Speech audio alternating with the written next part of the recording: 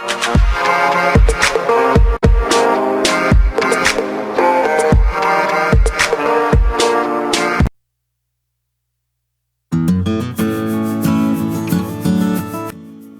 Inggris Storytelling.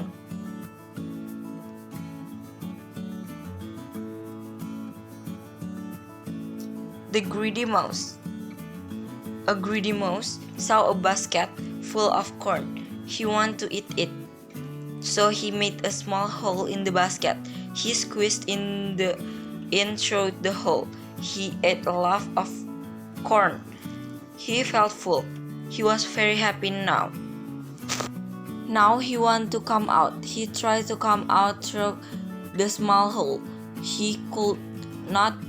His belly was full. He tried again, but it was of no use. The mouse started crying. A rabbit was passing by.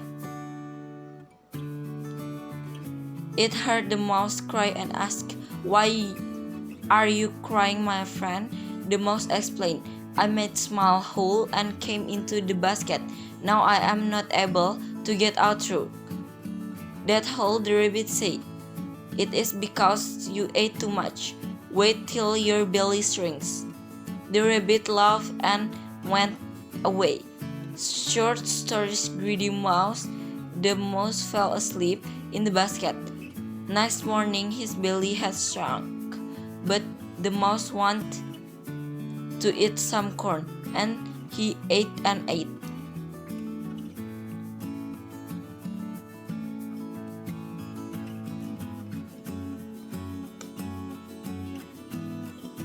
The Falls of Two Men. Gotham was a little town in England. Once there a man from Gotham going to market a boy ship.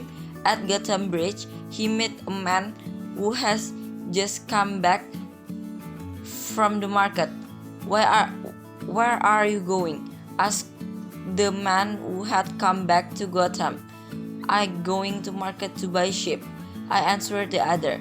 "Which way are you going to bring your ship home?" asked the first man again. "Over this bridge," answered the second man. "You shall not go over this bridge," said the first man. "You shall go away." "We'll go over this bridge," said the second man. "You shall not," said the first man again. "But I will," replied the other. Soon the two men began to fight. They fought and fought until they both got quite hurt. How foolish they were! They fought over the sheep which were not here.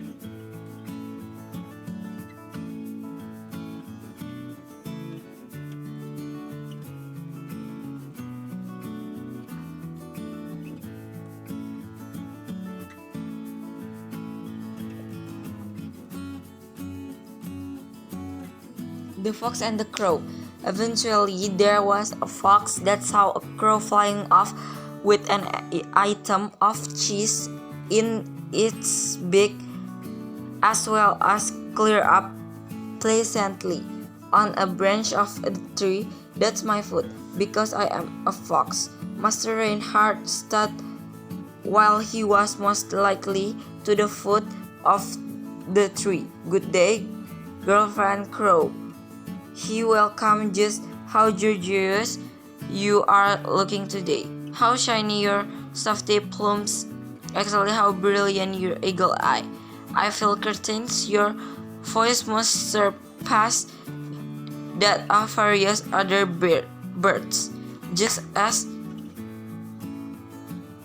your number does. Allow me take pleasure in one tune from your that I may grant you are the queen of birds."